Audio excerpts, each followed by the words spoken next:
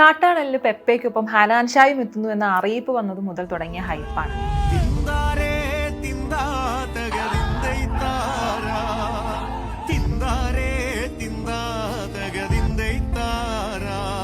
ഹാഷിറിന് വാഴാറ്റു കൊടുത്തത് 200 കോടി ക്ലബെങ്കിൽ 300 കോടി നേടും ഹനാൻ ഷാ എന്ന ഫാൻസ് ബിൽഡപ്പുകൾ വേറെ. ഒടുവിൽ പടം ഇറങ്ങിക്കഴിഞ്ഞപ്പോൾ ഡയലോഗ് ഇല്ലെന്ന കാരണത്താൽ അതേ നാണയത്തിൽ തിരിച്ചടിക്കുന്ന സോഷ്യൽ മീഡിയ. സൈബർ റിവേഴ്സ് ട്രെൻഡിന്റെ ഏറ്റവും ഒടുവിലത്തെ ഈര. എനിക്കറിയാത്ത ഏതോ പയ്യൻ, അവനെത്തുമ്പോൾ ജനങ്ങൾ തടിച്ചു കൂടുന്നു, പെൺകുട്ടികൾ സെൽഫിക്കായി ബഹളം കൂട്ടുന്നു. ആരുടെ ഇവൻ? മലയാളിയുടെ മെയിൽ ഈഗോയിൽ ഹനാൻ ഷായ്ക്കെതിരെ വളർന്നു വരുന്ന ഹെയ്റ്റ് അയാൾക്ക് ഇന്ന് വീണ്ടും സ്വീകാര്യത ഏറ്റുകയാണ്.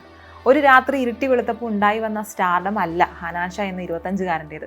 അതുകൊണ്ട് തന്നെ ഇത്തരം ട്രോളുകൾക്ക് തല്ലിക്കെടുത്താനാവുന്നതുമല്ല അയാൾ ഉണ്ടാക്കിയെടുത്തിട്ടുള്ള സാമ്രാജ്യം. സിനിമയിൽ ഒരുവിധ അടിത്തറയും ഇല്ലാതിരുന്നിട്ടും അയാളുടെ ജനപ്രീതി കാരണം അയാളെ തേടി വന്ന കഥാപാത്രമാണ് കാട്ടാളനിലേത്. സിനിമ നല്ലതോ ചീത്തയോ, ഡയലോഗ് ഉണ്ടോ ഇല്ലയോ, ക്യാമറയ്ക്ക് മുന്നിൽ വരാൻ മടിച്ചിരുന്ന പയ്യൻ ഇന്ന് ബിഗ് സ്ക്രീനിലെത്തിയിട്ടുണ്ട്. യുവാക്കൾക്കിടയിലെ പൂക്കി സിംഗറിന്റെ സിനി ക്യാമറയ്ക്ക് മുന്നിലെ വയലന്റ് ആക്ടർ ഗ്രേഡ് ഷിഫ്റ്റ് അത്ര ചെറുതാക്കി കാണാനും ആവില്ല. 10 പേർ കേൾക്കുന്ന പ്ലാറ്റ്ഫോമിൽ പാടണമെന്ന് ആഗ്രഹിച്ച ഹനാൻ ഷായുടെ ശബ്ദം ഇന്ന് അയാളുടെ ഇൻസ്റ്റഗ്രാം പേജിലൂടെ കേൾക്കുന്നത് 7.5 ലക്ഷത്തിനടുത്ത ആളുകളാണ്.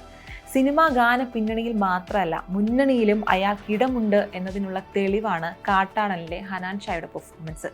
ആരും കാത്തിരിക്കാനില്ലെങ്കിലും അയാൾ മുന്നോട്ട് തന്നെ പോകും. നമ്മൾ കേൾക്കും അയാളെക്കുറിച്ചുള്ള കിസ്സകൾ, കഥകൾ നിലയ്ക്കാതെ.